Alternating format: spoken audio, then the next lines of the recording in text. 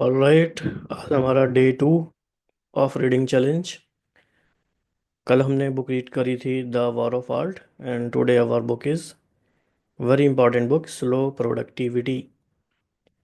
तो जब भी हम किसी बुक के बारे में देखते हैं तो हमें पहले दो तीन बातों पे फोकस करना है। क्या बातें हैं वो? Who is the author of the book? तो who is the author? Cal Newport. और इस बुक का टाइटल क्या हुआ? Slow productivity. और सब टाइटल क्या हुआ? द लॉ art of accomplishment without burnout. और जो सब टाइटल होता है इट्ससेल्फ वो काफ़ी कुछ कहता है। फोकस करेंगे। द लॉ स्टार्ट ऑफ अकम्पलिशमेंट, मतलब अकम्पलिशमेंट हमें अभी भी करना है लेकिन विदाउट बर्नआउट करना है, राइट।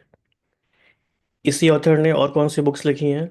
तो ऊपर आप देखेंगे तो छोटे छोटे फॉन्ट में लिखा हुआ है digital minimalism and deep work.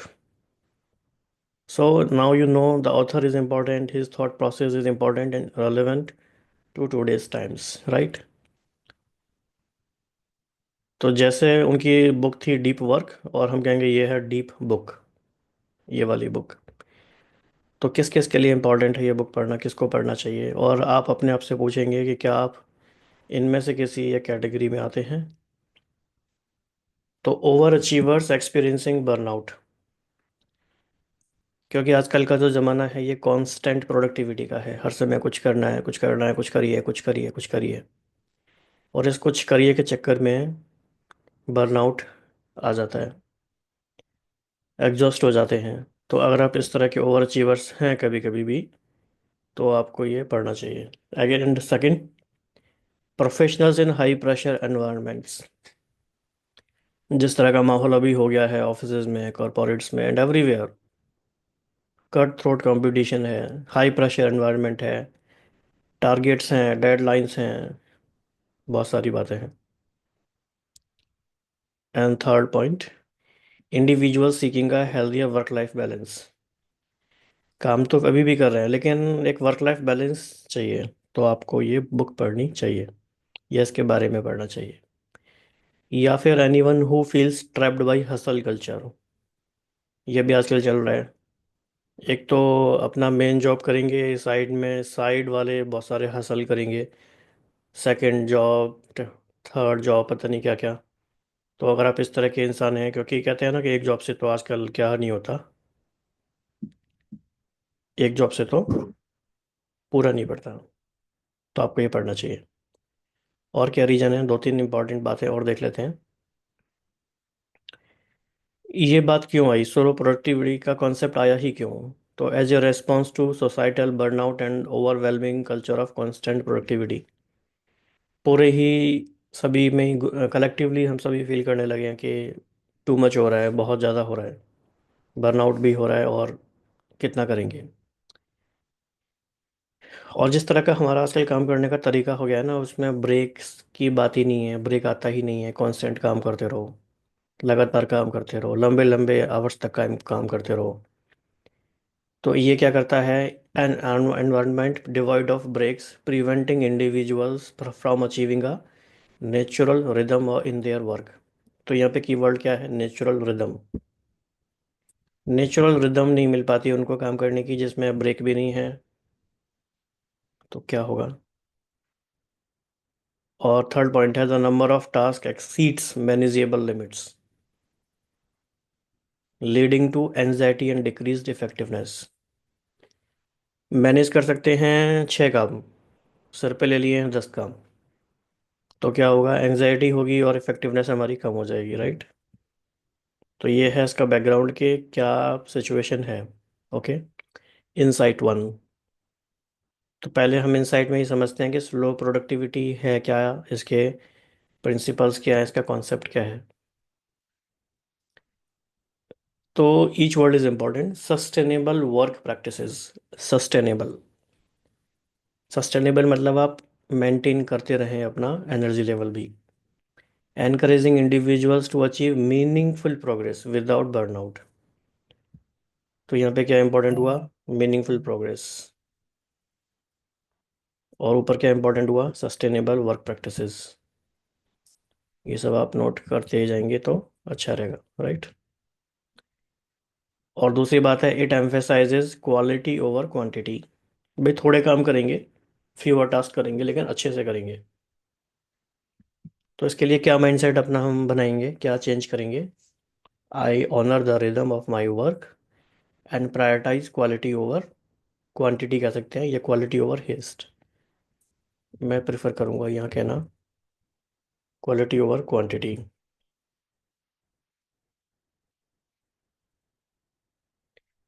ठीक है जी, तो फर्स्ट इंसाइट है, सस्टेनेबल वर्क प्रैक्टिसेस है कि नहीं हमारी, जैसे कि हम पोमोडोरो में करते हैं 25 minute work then 5 minute break. Insight two, cultivating joy in work. काम में मज़ा भी तो आना चाहिए, ये काम सिर्फ पैसे के लिए है। तो क्या है ये?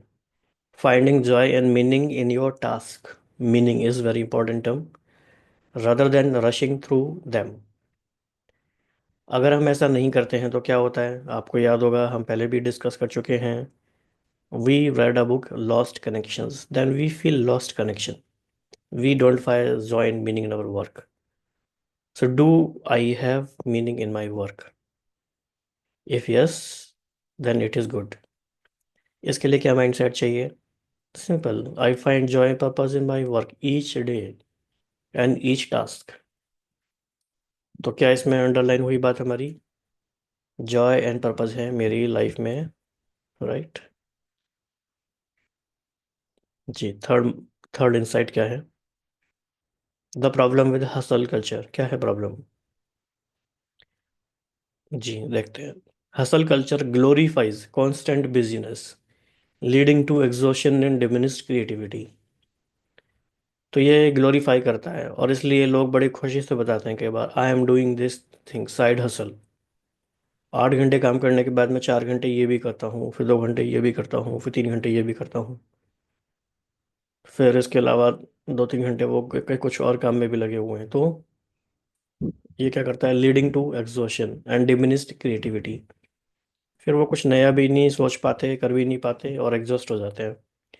बाकी लाइफ स्टाइल डिजीज हो जाती हैं, वो तो अलग बात है ही। And slow productivity offers the counter approach, valuing balance. वो सिर्फ प्रोडक्टिविटी पे ध्यान नहीं देती है, वो जीने पे भी ध्यान देती है भाई। माइंडसेट, क्या माइंडसेट अपना हम अपनाएंगे? I give myself permission to slow down and focus on what truly matters. तो repeat with me, you can close your eyes. I give myself permission to slow down and focus on what truly matters. तो एक deep breath लेके अपना इस तरह से affirmation करेंगे, तो it will help. Next point, building deep work habits. ये कनेक्टेड है इनकी प्रीवियस बुक के साथ। तो slow productivity emphasises uninterrupted focused work periods to achieve flow states and enhance creativity. यहाँ पे इंपॉर्टेंट है flow states. Flow state achieve होनी चाहिए हमारे काम में, वो कब होगी? जब हमारा एक रिदम बनेगा। और माइंडसेट क्या चाहिए? I create space for focused work to achieve my best results. I create space for focused work to achieve my best results.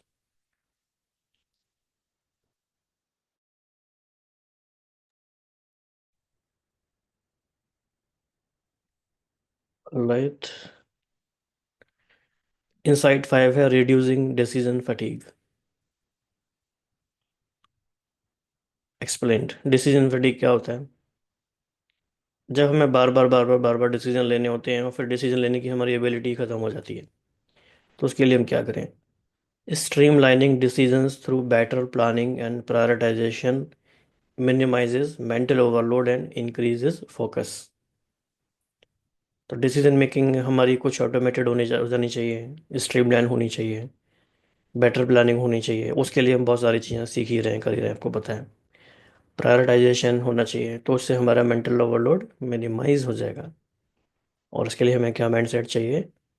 Very important mindset. I simplify my decisions to focus on what truly matters. Simple. I simplify my decisions